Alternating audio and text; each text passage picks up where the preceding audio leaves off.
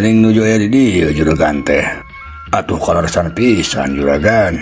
Cek tua kampung bari suku nangalengkah asup ka jero imah palebe. Tuluy gek diuk paharep-harep jeung juragan pangsiun. Ari juragan pangsiuna masih keneh kasima, beungeutna katempo keneh pias. Teu lila sungutna geus rek ngabde nembalan, tapi kaburu kapieulaan deui ku tua kampung. Kuring mah jantena teh ngaros iren juragan. Ari ka palebe diajak badan ten ku juragan teh. Ari ka kuring henteu. Cek tua kampung deui. Dari panyangka manehna mah juragan pangsiun anu aya di dinya teh keur baradami jeung palebe lamun manehna teh geus mere sumbangan gede ka masjid sabangsa ning keusik samen jeung sajabana. Da sakumaha anu dicaritakeun kamari teh ayana kiriman barang jang bahan bangunan ka masjid teh ku tua kampung mah disangkana ti juragan pangsiun anu padahal mah ti Bah Rustam anu geus marcayakeun ka Kiai Arif teh. Lantaran Bah Rustam mah mung kasebut ngaran lamun manehna teh geus mere sumbangan gede.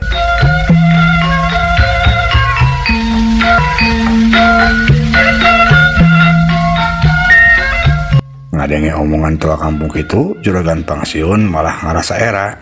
Malah disangka ku manehna mah tua kampung teh geus nyaho lamun sabenerna juragan pangsiun aya di imah palebeh teh keur badami masalah rek nginjem duit yang sumbangan teh. Atuh juragan pangsiun teh beuki beureum bae beungeutna, tapi pok tulina mah nyarita. Lain kitu patua. Ari kuring teh era ari kudu ngomong ka patua mah. Ye, kunaon kedah isin atuh juragan. Malah ari kuring mah bingah pisan nu aya. Komo pami diajak badanten mah.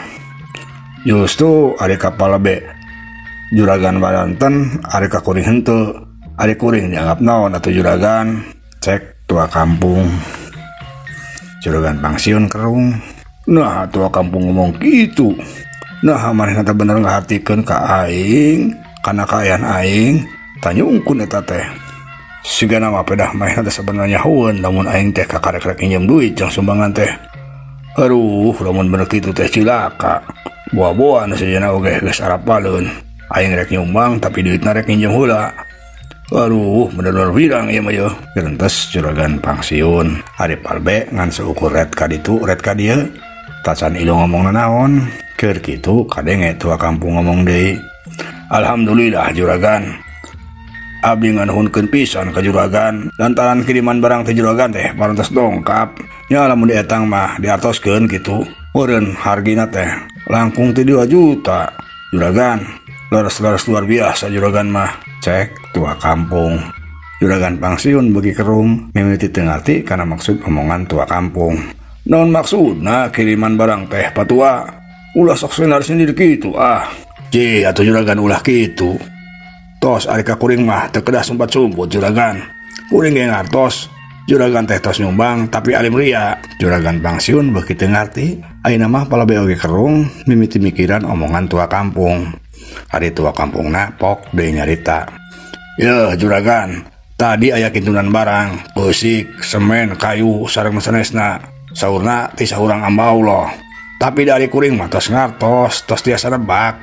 Eta anu dimaksud hamba Allah teh pasti juragan atuh. Tos lah hari ka kuring mah mendingan terus terang be juragan. Da moal ebar atuh abdi oge. Duka ari kanu sanes mah. Cek tua kampung deui. Juragan pangsiun ngahulang, tapi ayeuna mah manehna mimiti ngarti. Oh, si horeng teh sigana aya nu nyumbang, tapi roden Jepang.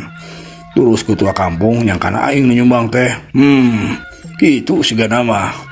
Padahal mah aing boro-boro nyumbang, kakarek oger kinjem duit jeung nyumbangna. Tapi saha sebenarnya nu nyumbang teh? Ah, tapi saha bos saha, karep teuing. Malah alus lamun nya ka aing mah. Aing teu kudu pusing deui mikir neangan jang injemun, jang nyumbang. Heueuh bener, untung atuh aing teh hari kitu mah. Batu nu nyumbang aing diboga ngaran. Gerentos juragan pangsiun. Nempok juragan pangsiun ngahulang lila, tua kampung pok ngomong deui. Tos lah juragan. Tong jantan emutan tos kanyawan ku kuring mah. Kuring ge terang, juragan nyumbang radan Jepang. Ayeuna mah cuang kalun-alun bae ka masjid, tinggal langsung ku juragan. Nah barang teh tos lengkap tak masih keneh kirang. Cek tua kampung. Ku juragan pangsiun dinyakeun ayeuna mah. Nya hayu atuh patua. Tapi kuring amat heula kuringna. Poma patua ya poma ulah aya jalma seje nu apal lamun kuring sebenarnya nyumbang teh bisi kasup naria kuring mah embung gitu teh bisi amal kuring rusak. Cek juragan pangsiun sigan heueuh. Semohon juragan, insyaallah abdi mah tiasanya pangamanat. Moal ebar juragan. Tembal tua kampung. Nya syukur atuh. Kuring reug-reug ngadenge kitu mah patua. Cek juragan pangsiun deui bari tuluy ngareret ka palebe. Hayu palebe. Cuang ilu jeung kuring, cuang mariksa barang di alun-alun. Juragan pangsiun ngajak ka palebe indit. Palebe nu kalah olohok. Terus ada rencana tadi kumaha juragan? Atuh teu jadi palebe. Hari tadi mah kuring teh ngan saukur nguji ka palebe. Kumaha lamun ku kuring dipentan tulung nu kitu, si horeng rikat geuning palebe teh ari masalah nu kitu mah. Cek juragan pangsiun bari seuri leutik. Atuh palebe teh meuni seueul. Ye, dasar mah burung. Anas ku aing teu didengekeun, disangka teh heueuh. Awas belong minta tulung ka aing. Rentes palebe tapi tuluna mah main oge nangtung rek nuturkeun arindit.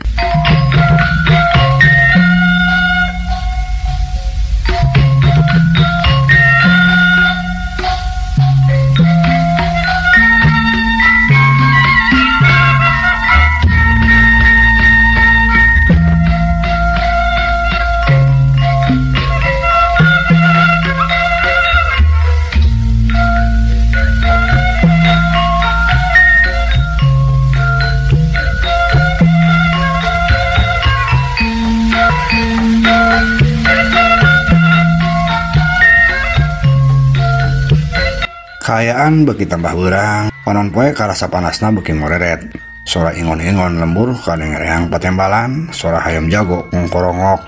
Ditemaan ku sora hayam bikangna anu kat-kat kut-kut ngasuh anakna. Sora embe oge pating berele, reang marenta parab. Manuk-manuk oge sadaracet patembalan pating kaleper paudag-udag jeung pada baturna. Nambah kaayaan mata waas, angin leutik ngahiliwir nambah kanadang daudan kadenge seah pating korosak. Dina kaayaan kitu di hiji warung aya sabaraha urang jalma anu keur dariuk ngaropi kadenge rame bari ngarobrol. Katempo oge aya sabaraha urang ibu-ibu anu keur balanja. Bari jeung kabiasaan ibu-ibu mah bari balanja teh sok kucuas-kacuas ngomongkeun batur. Harita kadenge aya saurang lalaki anu si horeng Mang Boil keur ngobrol jeung baturna nyaritakeun juragan pangsiun. Tak kuring mah salut ka juragan pangsiun euy. Kabageurana lain saukur bobohongan atuh. Bukan moal aya lah nu kos juragan pangsiun mah. Da masih Bah Rustam ge kasupnya mah pangjaguna di dieu. Moal berehan-berehan teuing kos juragan pangsiun. Cek Mang Boil meuni daria. Bari leung nakot kana gelas cai kopi regot diinum. Emangna kumaha kitu? Tanya seorang baturna anu ngaran Mang Maman, tapi biasa sok disebut Mang Bangpak. Eta tuh masalah sumbangan ka Masigit. Duh eta lamun dihitung diduitkeun euy. Leuwih ti 2 juta sigana teh. Atuh lain duit saeutik sakitu teh. Lamun dipake meuli tanah mah yo geus sabaraha hektareun atuh. Tapi eta menit awal kitu. Cek Mang Boil deui beki daria. Nu sejena nu aya di dinya meuni kumecrek bari gogodeg. Nya aya jelema beunghar ngaluarkeun duit yang sedekah bae ge ruhus teu awal. Cek Mang Bangpak. Teu kabeh kitu. Nu beunghar ge loba anu koret. Nyata contohna bae Mang Udin. Main oge kasup beunghar atuh di lembur ieu mah. Tapi kuring macan ngadenge Mang Udin nyumbang sapeda-peda kacan atawa sodako. Ulah sok kitu. Ulah sok ngomongkeun ka gorengan batur. Hibah ngaranna. Cek Mang Boil ngagebes baturna. Keur kitu di dinya teh aya saurang ibu-ibu anu ditu tadi keur ngadengekeun omongan Mang Boil jeung nu sejenna. Ceulina oge meuni ti rancung-rancung bae. Si horeng eta teh Ceuida, tukang renten teh ngadenge juragan pangsiun nyumbang gede ka Masigit teh. Ceuida mah mendekel lantaran atuh hari juragan pangsiun teh pan boga hutang ka manehna can kedeh bayar. Kurang ajar eta juragan pangsiun. Dasar laki-laki geus bau taneuh. Ari nyumbang ka Masigit bisa gede, ari bayar hutang ka aing asa pisan. Awas ya ditagih ku aing mah. Lamun sampai teu bayar dicokot surat imahna ku aing mah. Kerentas Ceuida sanggeus bayar balanjana ka tukang warung, tuluy bae Ceuida teh ngaleos indit. Cag urang tunda heula.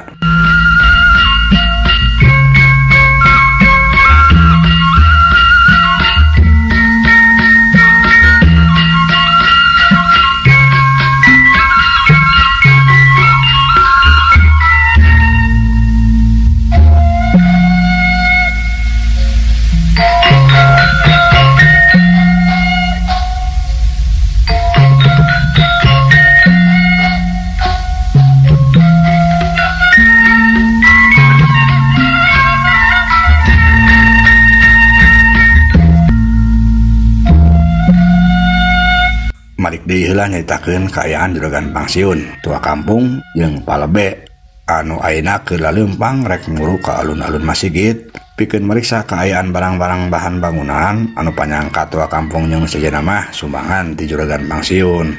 Teu maranehna geus anjog ka alun-alun breh katempo dirinya geus lobaan. Aya Bah Rustam, Kiai Arif, Pak RT jeung sababaraha urang jalma anu keur melah-melahkeun barang, keusik, semen, kayu jeung sajabana. Malah mah momolo masjid anu sakitu gedena oge geus aya di dinya. Juragan pangsiun meuni olohok nampok kitu teh. Eta saha sabenerna nyumbang sakitu lobana? Nah mung disebutkeun ngaranna jalma teh. Moal kitu si Rustam mah. Tapi da moal. Geus kat bating saboh saha. Nu penting mah aing nu disangka nyumbangna. Harkat darajat aing nu tadi narek ragrag teu jadi. Ayo mah aing pasti didama-dama. Kerentas juragan pangsiun. Di sejen pihak jalma-jalma anu aya di dinya anu nyarangka juragan pangsiun anu mere sumbangan langsung nyalampeurkeun nyarambut juragan pangsiun meuni hormat pisan. Kitu deui Bah Rustam jeung Kiai Arif sarua manehna oge ilu nyampeurkeun ka juragan pangsiun. Tah juragan atas dongkap. Cek Pak RT bali nyorongkrong ngajak sasalaman ka juragan pangsiun. Kitu deui nu sejenna ari lu nyorongkrong sasalaman katampo meuni rarengkuh kabehana oge. Ku juragan pangsiun ditarima saurang-saurang patarema leungeun. Sikapna oge rada beda, ngarasa reueus lantaran jalma-jalma teh kabeh nyarangka manehna nu ngade sumbangan. Ngan pas leungeun Bah Rustam anu nyolongkrong, ku juragan pangsiun malah diliwat. Malah langsung sesalaman jeung Kiai Arif anu aya satukangan Bah Rustam. Atuh Bah Rustam teh meuni olohok. Kunaon ari juragan pangsiun ka aing nya? Gerentas Bah Rustam. Tapi kituna teh ngan sakedeung Bah Rustam akhirna mah teu pati mikirkeun teuing. Keur kitu pok kadenge tua kampung ngomong, "Masih kene aya nu teu acan dongkap barang teh juragan, tatos sadaya." Cek tua kampung. Juragan pangsiun can kanembalan, maehna pura-pura heula mariksa barang hiji-hiji. Teu dilapok juragan pangsiun kakarek nyarita. "Alhamdulillah, tos aya sadaya patua. Tapi bilih masih kene aya nu kirang mah, sok kantong nyarios deui bae ka kuring, ulah asa-asa. Oke ku kuring pasti dipasihan. Mohon atuh juragan, hatur nuhun. Nya manawi sakieu mah cakap heula lah. Tak kumaha cek Pak RT. Aya kene nu kurang." Tembal tua kampung bari ngararet ka Pak RT. "Mohon juragan, cekap sakieu mah heula lah." Tembal Pak RT. Sedengkeun Bah Rustam jeung Kiai Arif ngan saukur silih reret.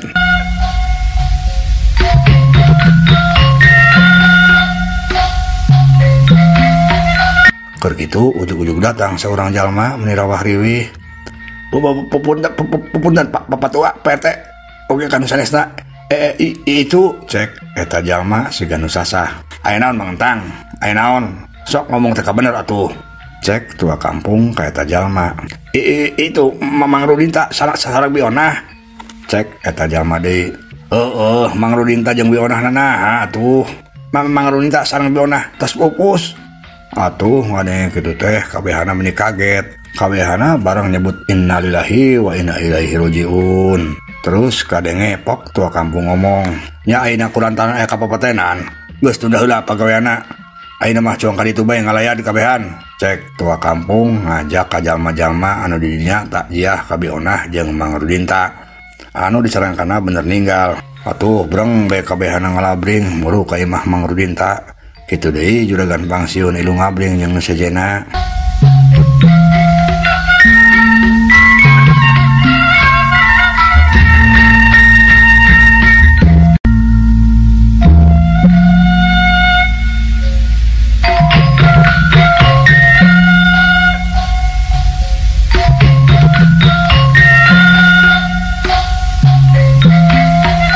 Dina kayan kitu di sejen tempat oge katempo jalma-jalma sejen keur ngalabring ti kulon, ti wetan, ti kaler, ti kidul. Lolobana ibu-ibu anu kabehana ge sigana mah rek ngaralayad lantaran katempo ngaralek wadah anu usina beas. Teu sangka kuring mah ari umurnya heueuh eta man Bionah teh 20 kamari panggih jeung kuring teh di pasar. Teu geuring teh nah jag ka tempona ge.